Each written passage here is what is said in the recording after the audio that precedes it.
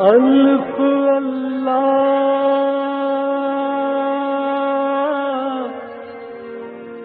چمبے دی بوٹی میرے من وچ مرشد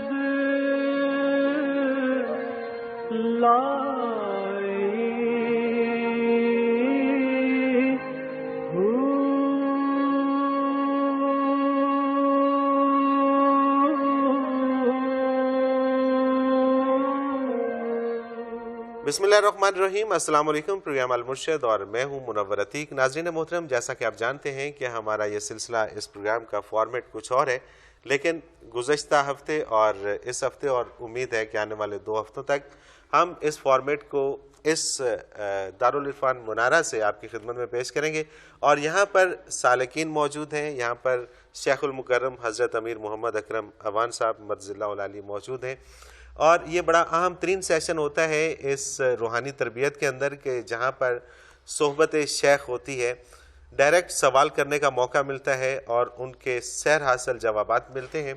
ہم نے سوچا کہ اسی سیشن کو آپ کی خدمت میں پیش کیا جائے۔ ناظرین محترم، اگر آپ بھی اس اجتماع کے اندر شامل ہونا چاہیں، کوئی قید نہیں ہے کہ آپ پورا مہینہ یہاں پر رہیں، آپ 1 دن کے لیے آ سکتے ہیں، 2 دن کے لیے آ سکتے ہیں، جتنا آپ کے پاس وقت ہو، آپ اس یہاں پر دارالعرفان منارہ میں آ کے روحانی تربیت میں شامل ہو سکتے ہیں۔ یہاں پر آپ کو رہائش بھی مل جائے گی، یہاں پر آپ کو کھانے پینے کا بھی کوئی مسئلہ نہیں ہوگا، اور یہاں پہنچنے کا جو راستہ ہے وہ میں آپ کو بتاتا چلوں کہ اگر آپ لاہور سے تشریف لاتے ہیں یا راولپنڈی کی طرف سے آتے ہیں تو موٹر وے سے جب آپ پہنچتے ہیں کلر کہار، تو وہاں سے ایک راستہ نکلتا ہے جو خوشاب کی طرف جاتا ہے، تو خوشاب کی طرف آپ 25 کلومیٹر چلتے ہیں تو منارہ گاؤں آتا ہے۔ منارہ گاؤں سے تھوڑا سا پہلے دارالعرفان منارہ کا آپ کو بورڈ نظر آ جائے گا۔ یہاں پر آپ تشریف لائیے اور اس روحانی اجتماع کے اندر آپ شامل ہو جائیے۔ ناظرین محترم، سلسلہ سوالات کا شروع کرتے ہیں۔ سالکین کے سوالات میرے پاس موجود ہیں۔ آپ نے جو سوالات ہمیں ای میل کیے، جو SMS کیے، وہ بھی میرے پاس موجود ہیں۔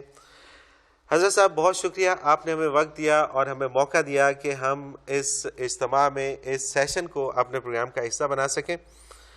آپ کی بہت مہربانی۔ حضرت جی، سوالات کا سلسلہ شروع کرتے ہیں، اور اعجاز الحسن فاروقی ہیں لاہور سے۔ ان کا سوال ہے کہ عموماً مرد حضرات خواتین کو بزرگوں کے پاس یا نیک لوگوں کے پاس یا شیخ کے پاس جانے سے منع کرتے ہیں، اور وہ کہتے ہیں کہ اگر آپ عبادت گھر میں بیٹھ کے ہی کریں تو وہ زیادہ بہتر ہے۔ کیا خواتین کو بزرگوں یا مشائخ کے پاس جانا چاہیے، ان کی صحبت اختیار کرنا ضروری ہے؟ الحمدللہ رب العالمین، والصلاة والسلام علی حبیبہ محمد وآلہ وصحبہ اجمعین۔ اعوذ باللہ من الشیطان الرجیم، بسم اللہ الرحمن الرحیم۔ مرور زمانہ نے یہ سوالات پیدا کر دیے۔ جو وقت گزرتا گیا اور انسانی اقدار جو ہیں ان پر زوال آتا گیا اور ہمارے اقدار میں کمی آتی گئی، تو یہ سوال پیدا ہو گئے۔ سب سے پہلی بات تو یہ ہے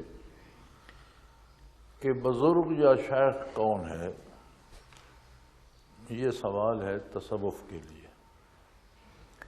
تصوف میں کم از کم درجہ یہ ہے کہ وہ شخص شیخ ہو سکتا ہے جو طالب کو فنا فی الرسول کرا سکے، روحانی طور پر اسے بارگاہ رسالت میں پہنچا سکے، حاضر کر سکے۔ اگر یہ نہیں کر سکتا تو اس کے پاس جانے کی ضرورت نہیں، وہ شیخ نہیں۔ دوسرا سلسلہ رہ جاتا ہے تربیت کا، مسائل سننے، سمجھنے، سیکھنے کا۔ وہ کوئی بھی عالم نہ ہو، روزمرہ زندگی میں حلال حرام جائز ناجائز جانتا ہو تو اس سے وہ سیکھا جائے تو وہ جائز ہے اور اس کی ضرورت ہے۔ قرآن کریم میں موجود ہے جہاں مردوں نے حضور اکرم صلی اللہ علیہ وسلم سے بیعت کی، وہاں خواتین نے بیعت کی، بیعت کے لیے حاضر ہوئیں، اور شرائط بھی قرآن نے بتائی ہیں کہ اس کام پہ بیعت کریں، یہ کام نہیں کریں گے، یہ نہیں کریں گے، یہ نہیں کریں گے۔ تو شیخ کے پاس یا بزرگان دین کے پاس جانا تو ضروری ہے، لیکن خواتین کے لیے پردہ بھی اتنا ہی ضروری ہے، شیخ سے بھی اور پیر صاحب سے بھی، جتنا کسی بھی غیر مرد سے۔ پردہ ہونا چاہیے، پردے میں تربیت ہونی چاہیے، ان تک بات پہنچے، آواز پہنچے، ان تک برکات پہنچیں، اور شرعی جو حدود ہیں ان کا لحاظ رکھا جائے۔ تو چونکہ اب ہمارے ہاں اصل تو کمیاب ہو گئی ہے، میں نایاب تو نہیں کہوں گا لیکن بہت کمیاب ہو گئی ہے، اور لوگوں نے حلیے بنا لیے ہیں، پگڑی باندھ لی، اوپر ایک چادر کر لی، اوپر ایک چوغا پہن لیا، اور وہ حلیے بنا کر لوگوں کو شیرینیاں جمع کرتے رہے، پیسے جمع کرتے رہے، تو وہاں کوئی فائدہ نہیں ہوتا۔ جب تک یہ تحقیق نہ ہو کہ شیخ واقعی شیخ ہے تو انہیں جانے کی ضرورت نہیں۔ اور اگر یہ معلوم ہو کہ شیخ واقعی شیخ ہے تو پھر جانا ضروری ہے، پھر ضرور جانا چاہیے، کیونکہ آخرت میں جواب دہی میں مرد عورت کا کوئی فرق نہیں۔ مرد کی جواب دہی اس کی ذمہ داریوں کی ہوگی، خاتون کی جواب دہی اس کی ذمہ داریوں۔ دوزخ میں اگر مرد جائیں گے کفر میں پکڑے ہوئے تو کفر میں جکڑی عورتیں بھی جائیں گی، جنت میں اگر مرد جائیں گے اللہ کی بخشش سے تو عورتیں بھی جائیں گی۔ صحیح۔ صنف کا فرق دنیاوی زندگی کے لیے ہے، اور اخروی اجر پر اس کا کوئی ایک ہی میدان میں سب کا حساب ہوگا۔ سب مکلف ہیں دین کو سیکھنے، سمجھنے اور اس پر عمل کرنے۔ اچھا حضرت جی، اسی سے ملتا جلتا ایک سوال ہے، عطیہ احمد ہیں کراچی سے، یہ کہتی ہیں کہ کیا خواتین کے لیے ولایت کا حصول ممکن ہے؟ بالکل ممکن ہے، جب صحابی بن سکتی ہیں۔ ولایت کی انتہا یہ ہے کہ جہاں ولایت ختم ہوتی ہے وہاں سے تبع تابعین کا درجہ شروع ہوتا ہے۔ کوئی ولی کتنی بھی ترقی کرے وہ تبع تابعی نہیں بن سکتا۔ تبع تابعین کی منزل جہاں ختم ہوتی ہے وہاں سے تابعین، تابعیت جہاں ختم ہوتی ہے وہاں سے صحابیت۔ صحابیت کی انتہا جو ہے وہ نبوت کی ابتدا ہے، اوپر پھر نبوت ہے، صحابی اور نبی کے درمیان کوئی درجہ نہیں۔ اگر خواتین صحابیہ بن سکتی ہیں تو ولی کیوں نہیں بن سکتی؟ ولی کیوں نہیں بن سکتی؟ بالکل ٹھیک۔ حضرت جی، یہیں سے ایک اور سوال ابھرتا ہے کہ جو ولی خاتون ہے یا شیخ خاتون ہے، اس کے ہاتھ پہ بیعت کرنا یا اس سے منسلک ہونا مرد کے لیے وہ اس کا کیا طریقہ کار ہوگا؟ شیخ نہیں بن سکتی، شیخ نہیں بن سکتی، ولی بن سکتی ہے، شیخ نہیں بن سکتی۔ عہد نبوت میں بھی کسی خاتون کو امامت نہیں سونپی گئی۔ صحیح۔ شیخ امام ہوتا ہے۔ امامت مرد کے فرائض میں سے، اپنے اپنے فرائض کا جواب دونوں نے دینا ہے، جو اپنی اپنی ذمہ داریاں ہیں۔ قیادت، سیادت، امامت یہ مرد کی ذمہ داری ہے۔ خاتون اذان نہیں کہہ سکتی، امامت کیا کرے گی؟ صحیح، یعنی کہ ولی اللہ کے درجے پہ پہنچ سکتی ہے، ولایت کی انتہا تک جا سکتی ہے اگر اللہ چاہے تو، لیکن شیخ نہیں بن سکتی، برکات نہیں تقسیم کر سکتی، یہ اس کا منصب ہے، یہ اس کا منصب نہیں، اس کی ذمہ داری نہیں۔ تو مرد حضرات سے اس کے انٹریکشن، اس کا لین دین، اس کے معاملات کیسے ہوتے ہیں؟ جو شرعی طریقہ ہے، جو شرعی طریقہ، جو شرعی قاعدہ ہے، شرعی حدود ہر جگہ موجود۔ صحیح۔ حضرت جی، ایک اور سوال ہے، نصیر اللہ ملک ہیں لاہور سے، یہ پوچھتے ہیں جی کہ شیخ کی صحبت میں بیٹھنے کے آداب کیا ہیں؟ مزید یہ کہ ایسا کون سا عمل ہے جو صحبت شیخ میں فیض کے حصول کا باعث بنتا ہے؟ بڑا اچھا سوال ہے، بلکہ بہت ضروری سوال ہے۔ جہاں تک اعمال و کردار کا تعلق ہے تو ان کی تعیین میں یا آپ نہیں کر سکتے، اس کے لیے شریعت موجود ہے۔ شیخ کی صحبت میں بھی شرعی طریقے سے بیٹھا جائے گا، وہی کام کیے جائیں گے جن کے کرنے کا شریعت حکم دیتی ہے، اور اس طرح کیے جائیں گے جس کا حکم شریعت دیتی ہے۔ لیکن ایک بہت بڑی مزے کی بات یہ ہے کہ شیخ کی صحبت میں فائدہ تب ہوگا جب آپ کا دل متوجہ الی الشیخ رہے گا۔ شیخ کی صحبت میں بیٹھ کر آپ سوچ رہے ہیں کہ میری دکان کا آج کیا ہوگا، صحیح، دل دکان پر ہے، وجود شیخ کی صحبت میں فائدہ کیا ہوگا؟ شیخ کی صحبت میں نے کل یہ عرض کیا تھا ساتھیوں سے کہ یہ موبائل فونوں نے ہم سے ہماری توجہ چھین لی ہے. ہر اچھی بری خبر ہر وقت گھنٹی بج رہی ہے، وہ دل کو ایک طرف متوجہ ہونے نہیں دیتے. تو میں ساتھیوں سے عرض کر رہا تھا کہ یار ایک دن 2 دن کے لیے آتے ہو تو موبائل سرے سے بند کر دو. جو ہونا ہے اللہ نے جو کرنا ہے وہ ہوگا. تمہارے پاس جو تھوڑا سا وقت ہے پوری طرح متوجہ اللہ ہو جاؤ، اور جب بھی بیٹھو اپنے قلب کو شیخ کے قلب کی طرف متوجہ رکھو، اور یہ دیکھو کہ وہاں سے انوارات آ رہے ہیں، میرے قلب قبول کر رہا ہے. تو جو جتنی آپ مضبوطی سے متوجہ رہیں گے اتنا زیادہ فائدہ ہو. باقی سارے کام وہی ہیں جو شریعت کے مطابق. صحیح صحیح. نماز، روزہ، نوافل، اذکار سارے وہی ہیں. اچھا، ایک اور سوال آ گیا ہے کنول طارق ہے لاہور سے. یہ شاید اس کا پہلے کچھ جواب تو میرا خیال ہے ان تک پہنچ گیا ہوگا. راہ سلوک میں عورت کہاں تک جا سکتی ہے؟ کیا خواتین کو بھی سلوک کی منازل اور مناسب حاصل ہو سکتے ہیں؟ منازل حاصل ہو سکتے ہیں، مناسب نہیں. مناسب خواتین کے لیے نہیں ہے. مناسب ذمہ داریاں ہوتی ہیں. صحیح. منصب کہتے ہیں کسی ذمہ داری کو. مناسب خواتین کے لیے نہیں ہے. امامت، سیادت خواتین کے لیے نہیں ہے. نبی اکرم صلی اللہ علیہ وسلم کی گرفتاری کا جب حکم دیا تھا خسرو پرویز نے، تو وہ ایک لمبا قصہ ہے، میں اس میں نہیں جاتا. تو حضور اکرم صلی اللہ علیہ وسلم نے بدعا فرمائی، اللہ ممزق ملکہ کل ممزق، اس کے ملک کے یا اللہ ٹکڑے کر دے. اس نے نام نبوی کو پھاڑ کر ٹکڑے کر دیا تھا.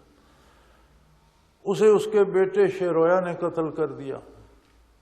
شیرویا کو اس کے بیٹے نے قتل کر دیا. اس کے بیٹے کو کسی جرنیل نے قتل کر دیا. تو پھر خسرو پرویز کی بیٹی جو ہے وہ، یہ معاملے چند سالوں میں ہو گئے، 2 سالوں میں، اور اس کی بیٹی جو ہے ایران کی حکمران بن گئی. تو نبی صلی اللہ علیہ وسلم کی بارگاہ میں عرض کی گئی کہ خسرو کا خاندان تو قتل ہو کر ختم ہو گیا، خود بھی قتل ہو گیا پرویز، اور اس کا خاندان بھی تباہ ہو گیا. یہ پرویز بڑا دشمن تھا نبی کے ساتھ. آج کل تو ہم ہر گھر میں ایک پرویز موجود ہے. مجھے سمجھ نہیں آتی لوگوں نے یہ نام اتنا پیارا کیوں رکھا ہوا. تو پرویز کی بیٹی حکمران بنی تو حضور نے فرمایا کہ وہ قوم کبھی فلاح نہیں پا سکتی جس کی حکمران خاتون. صحیح صحیح. تو حکمرانی یا حکومت یا عہدہ یا منصب یہ مردوں کا حصہ ہے، خواتین کا ہے. ولایت کی انتہا تک عورت جا سکتی ہے، منصب نہیں پا سکتی. شیخ نہیں بن سکتی، شیخ نہیں بن سکتی، منصب نہیں پا سکتی، اور اعلیٰ درجے تک جا سکتی ہے، انتہا تک جا سکتی. صحیح. حضرت جی ایک اور سوال ہے. دانش بدر ہیں کراچی سے. یہ لکھتی ہیں کہ جس طرح مردوں کو جسمانی طور پر قوی بنایا گیا ہے، کیا اسی طرح سے اختلاف ایک مرد اور عورت کی روح میں بھی ہے؟ کیا مرد کی روح زیادہ طاقتور ہے عورت کی نسبت؟ نہیں، ارواح میں کوئی فرق نہیں ہے. آپ دیکھیں قرآن کریم میں آتا ہے کہ وہ نومولودہ بچیاں جو عرب میں رواج تھا وہ دفن کر دیتے تھے. تو قرآن کریم اذا الموءودۃ سئلت، جب اس زندہ گاڑی گئی بچی سے سوال کیا جائے کہ بے یہ ذنب قتلت، تمہارا کیا جرم تھا، اس نے تمہیں کیوں قتل کیا؟ اس کا مطلب ہے کہ وہ جو نومولود بچی تھی روح اس کی بھی بالغ تھی. بدن بالغ ہونے میں وقت لیتا ہے. روح مرد کی بھی اتنی مضبوط ہے، خاتون کی بھی. اس بچی کی بھی اتنی مضبوط تھی کہ میدان حشر میں تو وہ بات کر رہی ہے کہ یا اللہ مجھے اس نے قتل کیا، میرا کوئی گناہ نہیں تھا، میں تو ابھی دنیا میں آئی نہیں تھی، میرا وجود بالکل معصوم تھا، میں تو گناہ کر ہی نہیں سکتی تھی، کرنا میں نے کیا تھا. اس کا مطلب ہے کہ روح تو اس کی بھی بالغ ہوگی جو جواب دے گی، جو بات بتائے گی. تو روح بنیادی طور پر مرد کی بھی جتنی مضبوط ہے خاتون کی بھی اتنی مضبوط ہے. جتنے منازل مرد حاصل کر سکتا ہے سلوک کے، اتنی عورت بھی کر سکتی ہے. فرائض جس طرح زندگی میں مشقت کے کام، روزی کما کے لانا، گھر مہیا کرنا، لباس مہیا کرنا، غذا مہیا کرنا مرد کے فرائض میں سے ہے. عورت کے فرائض میں سے گھر کو سنبھالنا، اس کی دولت کو ضائع نہ کرنا، اس کی آبرو کو ضائع نہ ہونے دینا، اس بچوں کو پالنا، یہ سارے یہ اب ایک مرد کو آپ اس کا نوزائیدہ بچہ دے دیں تو شاید وہ ایک رات بھی اس کے ساتھ بسر نہ کر سکے، خاتون کو اس کے ساتھ سالوں بسر کر کے اسے تو یہ وہ خصوصیات ہیں جو عطا کی گئی ہیں اور یہ وہ ذمہ داریاں ہیں جو من جانب اللہ ہیں، لیکن عند اللہ مرد عورت بچہ بوڑھا اس کی روح ویسی ہی مکلف ہے، روح بالغ ہوتی ہے، روح معصوم ہے، روح میں بچپن نہیں ہوتا۔ یعنی کہ تمام تر سوالات جو ایک مرد سے آخرت میں کیے جائیں گے وہی ایک عورت سے بھی کیے جائیں گے، اور اتنی قصوروار وہ بھی ہوگی اگر اس نے دنیا میں، ذمہ داریاں الگ الگ ہیں، جواب دہی ایک ہے۔ جواب دہی ایک ہے۔ حضرت جی کچھ اور سوالات ہیں اور کچھ سالکین کے سوالات بھی ہیں، لیکن وقت ہوا چاہتا ہے ایک وقفے کا۔ ناظرین محترم، ایک مختصر سا بریک اور اس کے بعد حاضر ہوتے ہیں، ہمارے ساتھ رہیے۔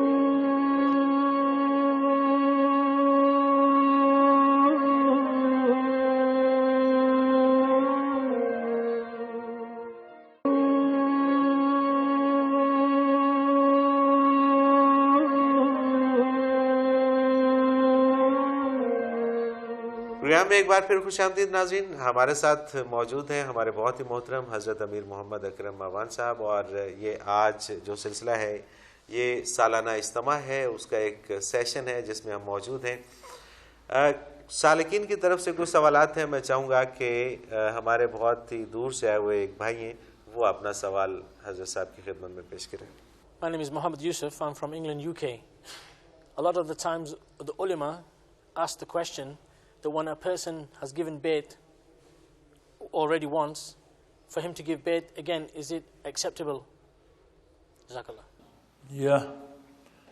Your question is in English, but I like to answer in Urdu because there are few persons who know English.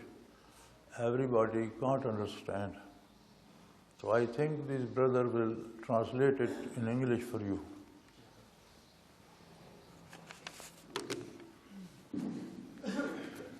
بیعت کی بہت سی قسمیں ہیں۔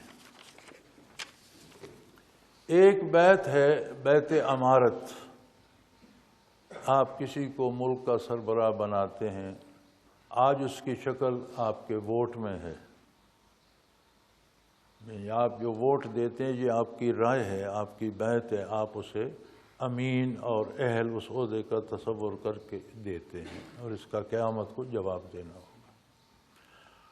دوسری بیعت ہے جو جہاد کے وقت موت پہ کی جاتی ہے، جو بھی سالار لشکر ہوتا ہے، لشکر اس کے ہاتھ پہ، جو بیعت رضوان میں ہوئی کہ نبی کریم صلی اللہ علیہ وسلم کے دست مبارک پر جو صحابہ وہاں حاضر تھے سب نے موت پر بیعت کی کہ آخری آدمی اور آخری سانس تک لڑیں گے۔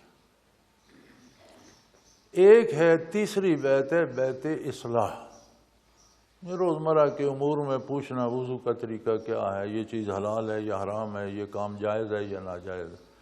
یہ بیعت ہر اس آدمی سے کی جا سکتی ہے اگرچہ وہ عالم نہ بھی ہو، لیکن اتنا علم رکھتا ہو کہ روزمرہ کے معمولات کے بارے بتا سکتا ہو، اسے بیعت اصلاح کہتے ہیں۔ یہ ہر اس آدمی سے کی جا سکتی ہے جو آپ کی رہنمائی کرنے کا ہے، اتنا علم رکھتا ہو کہ آپ کو بتا سکے۔ یہ تین بیعتیں ہو گئیں۔ اب ظاہر ہے کہ ووٹ بھی آپ دو بندوں کو نہیں دیں گے، یہ بھی ظاہر ہے کہ آپ موت پہ بیعت بھی اسی موقع پر کریں گے اور اسی بندے سے کریں گے۔ اصلاح کی بیعت بھی اگر ایک آدمی سے ہوگی جب تک وہ موجود ہے دوسرے کی ضرورت نہیں ہے، وہ کہیں چلا جاتا ہے یا فوت ہو جاتا ہے تو پھر آپ کو ضرورت پیش آئے گی، آپ کسی اور کے ساتھ رشتہ قائم کریں گے، آپ کو پوچھنا تو ہے۔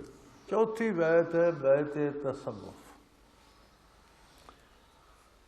پہلی بات تو یہ ہے کہ بیعت تصوف اس بندے سے کی جا سکتی ہے جو کم از کم فنا فی الرسول کرا سکتا ہو، یہ نہیں کہ صرف خود ہو، اتنی استعداد ہو کہ طالب کو فنا فی الرسول تک مراقبات کرا سکتا، اس کی روح کو بارگاہ رسالت میں پہنچا سکتا۔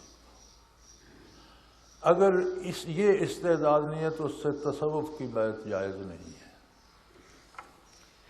پھر ایک صوفی سے آپ نے بیعت کی، اس نے آپ کو لطائف کرائے یا ابتدائی ایک آدھ مراقبہ کرایا، اس کا وصال ہو گیا۔ تو اب آپ وہ اپنا کام چھوڑ کر نہیں بیٹھیں گے، آپ کو ایسا بندہ تلاش کرنا ہوگا جو اس سے آگے آپ کے اسباب چلا سکے۔ آپ ظاہری علوم حاصل کرتے ہیں، پرائمری میں جب پاس کر لیتے ہیں تو کیا مڈل میں داخلہ نہیں لیتے؟ پرائمری والے نے تو پرائمری تک کرانا تھا نا۔ اب وہ پرائمری والا کیا ناراض ہوتا ہے کہ آپ مڈل میں کیوں گئے؟ یا مڈل سے آپ ہائی میں نہیں، یا ہائی سے آپ کالج میں نہیں جاتے، کالج سے یونیورسٹی میں نہیں جاتے؟ تو پچھلا کوئی ناراض تو پچھلے فخر کرتے ہیں کہ میرا اسٹوڈنٹ دیکھ لو پی ایچ ڈی کر رہا ہے۔ جس نے پرائمری پڑھائی ہو اسے بھی فخر ہوتا ہے۔ اگر ایک شیخ کے پاس گئے آپ نے تو کم از کم معیار تو فنا فی الرسول ہے۔ ہاں اگر اس کا وصال ہو گیا اور وہ آپ کو پیچھے چھوڑ گیا تو ضروری ہے کوئی ایسا بندہ تلاش کریں جو اس سے آگے اسباق چلے۔ اگر اس نے فنا فی الرسول بھی کرا دیا اور وہ زندہ بھی ہے لیکن اس سے آگے اس کی استعداد نہیں ہے، تو اگر وہ شیخ جو فنا فی الرسول کرا سکتا ہے وہ آپ کو بتائے گا بھی کہ بھائی مجھے یہاں تک آتا تھا، اب فلاں بندہ ہے وہاں جاؤ، وہ سکول ہے، وہ کالج ہے، وہاں جاؤ۔ کیونکہ بندے کو استاد کی علمی ہے، ایک استاد پرائمری کا ہے تو بندہ پرائمری پڑھ کے بیٹھ رہے کہ جی میں اب دوسرا استاد حاصل نہیں کرتا چونکہ میں پرائمری پڑھ چکا ہوں، یہ نہیں ہوتا۔ اسی طرح اگر شیخ واقعی شیخ ہے تو جہاں سے آگے وہ نہیں بتا سکتا، وہاں سے آگے اگر اس کے علم میں نہیں ہے تو کہے گا بھائی خود تلاش کرو، مجھے پتا ہوتا میں خود اس بندے کے پاس جاتا، خود سیکھتا۔ سبحان اللہ، سبحان اللہ، بے شک۔ تو اگر آپ کو کوئی بندہ ملتا ہے آگے لے جا سکتے ہیں تو ضرور اس سے برکات حاصل کریں۔ مقصد تو ترقی درجات اور کیفیات کا حصول ہے نا، بندوں سے تعلق تو مقصد نہیں۔ ہاں یہ بیعت جو شرینیاں دینے کے لیے اور دنیا کی مصیبتیں ٹالنے کے لیے ہوتی ہے، یہ بیعت جو ہے یہ ایک ہی سے ہوتی ہے۔ وہ کہتے ہیں دوسرے کے پاس مت جانا، ظاہر ہے اس کی شرینیاں کی اور شرینیاں اس پر مصیبت آ جاتی ہے، بندہ چلا جائے تو اس کی وہ آمدن کم ہو جاتی ہے۔ صحیح ہے جی بالکل۔ تو مرید کی مصیبت ٹلے نہ ٹلے، پیر کی تو ٹلی رہتی ہے، اسے دولت ملتی رہتی ہے تو اس کا کام تو ہو جاتا ہے۔ تو یہ مختلف بیعتیں ہیں، اور یہ جو بیعت حصول برکات کے لیے ہے اس میں تو تسلسل ہے۔ ہاں کوئی شیخ ایسا مل جائے کہ شاید وہ آپ کی طلب سے بھی زیادہ دے سکتا ہو تو پھر کہیں جانے کی کیا ضرورت؟ بے شک بے شک بے شک۔ حضرت جی شیخ میں اور صوفی میں کیا فرق ہے، اور صوفی کی ڈیفینیشن کیا ہے؟ صوفی بہت سے لوگوں نے، مفسرین کرام نے بھی، اہل علم نے بھی اس کے بارے بہت سی ڈیفینیشنز لکھی ہیں۔ صوف کے کپڑے پہنتے تھے صوفی کہلائے، مختلف چیزیں، لیکن میں ان سب باتوں سے متفق نہیں ہوں۔ قرآن حکیم میں ایک لفظ ہے تزکیہ، اور فرائض نبوت میں آتا ہے یتلو علیہم آیاتہ ویزکیہم ویعلمہم الکتاب والحکمہ۔ ان کو قرآن کی آیات پہنچاتے ہیں، جو قبول کرے اس کا تزکیہ کرتے ہیں، پھر اسے کتاب و حکمت یعنی قرآن اور اس کی تفسیر سمجھاتے ہیں۔ یہ دین کو سمجھنے سے پہلے صوفی ہونا ضروری ہے۔ تزکیہ جو ہے یہ عربی کا لفظ ہے، اس کا معنی ہے صاف کرنا۔ قرآن کریم جب دنیا پہ پھیلا تو میری رائے میں جو پہلا ترجمہ ہوا، جب فارس فتح ہوا تو فارس میں بڑے بڑے علماء پیدا ہوئے۔ ہمارے اکثر محدثین مفسرین فارس سے ہیں، ایران سے ہیں، ایرانی مملکت سے ہیں، تو انہوں نے فارسی میں ترجمہ کیا تو انہوں نے تزکیے کو فارسی میں تصوف لکھ دیا۔ صحیح صحیح۔ تصوف کا معنی بھی صفائے قلب ہے، تزکیے کا معنی بھی جو وہ ہے۔ تو جو بھی صفائے قلب کے لیے محنت کرتا ہے وہ صوفی ہے، وہ صوفی ہے۔ صحیح۔ شیخ بھی صوفی ہے، طالب بھی صوفی۔ سبحان اللہ سبحان اللہ۔ حضرت جی ایک آخری سوال شامل کرتے ہیں پروگرام میں، اور یہ جن صاحب نے یہ سوال بھیجا ہے وہ ایک اچھے منصب پر فائز ہیں، نام انہوں نے کہا ہے کہ میرا سیگا راز میں رکھا جائے۔ وہ لکھتے ہیں کہ جی کس حد تک جمہوریت کو اسلامی کہا جا سکتا ہے، اور کس طرح کی جمہوریت کو غیر اسلامی کہا جا سکتا ہے؟ یار بڑا مزے کا سوال ہے، اور یقیناً یہ کسی بڑے آدمی کا سوال ہوگا، عام آدمی کی سوچ اتنی نہیں ہے۔ ہماری مصیبت یہ ہے کہ ہمارا عام آدمی اتنا نہیں، کاش عام آدمی اتنا سوچتا تو یہ ہر چیز درست ہو جاتی۔ جمہوریت کی بنیاد اسلام میں ہے، اور دنیا میں پہلا نعرہ جو تمام اجتماعی زندگی کا لگا وہ نبی کریم صلی اللہ علیہ وسلم نے لگا، یا ایھا الناس، اے اولاد آدم۔ سبحان اللہ۔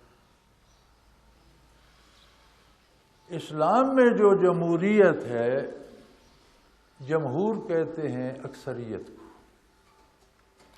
اسلام میں جمہوریت کا مزاج یہ ہے کہ اگر سوال ہے عمارت بنانے کا تو انجینئرز جو ہیں ملک میں ان کی اکثریت جس رائے پہ متفق ہوگی وہ جمہوری رائے ہوگی۔ صحیح صحیح۔ سوال ہے میڈیکل کا، بندوں کی صحت کا، اسپتال بنانے کا، اس میں شعبے بنانے کا، تو جو آپ کے پاس ڈاکٹر ہیں ان کی اکثریت جس رائے پہ متفق ہو جائے گی وہ جمہوری رائے ہوگی، صحیح، جمہور کی رائے۔ سوال ہے فقہ کا، علم کا، دینی علوم کا، تو فقہا کی اکثریت جس بات پہ متفق ہو جائے گی وہ جمہور کی رائے ہوگی، وہ جمہوریت ہوگی۔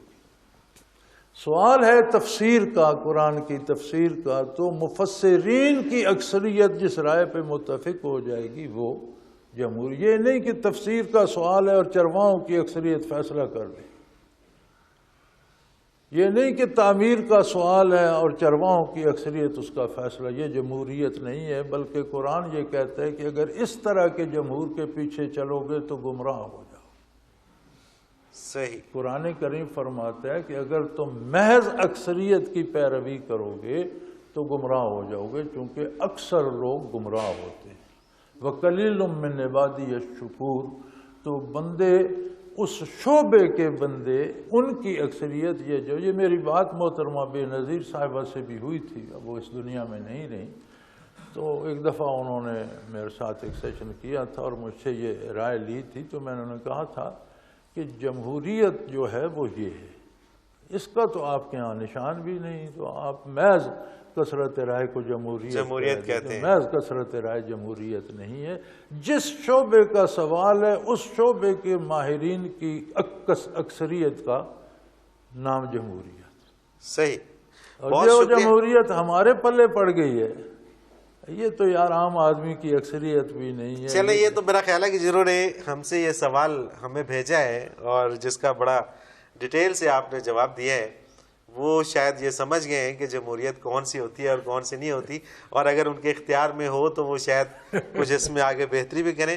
محترم، آپ کو بہت اچھے طریقے سے ظاہر ہے کہ جمہوریت کا مفہوم اور سارا پتہ چل گیا ہوگا۔ حضرت صاحب، بہت شکریہ، آپ نے ہمیں وقت دیا اور آپ نے ان حالات میں ہمارے اس پروگرام کو کنٹینیو کرنے کی ہمیں۔ اس کے ساتھ ہی ناظرین محترم، آج کے پروگرام کا وقت اپنے اختتام کو پہنچتا ہے۔ منور عتیق کو اجازت دیجیے، اللہ حافظ۔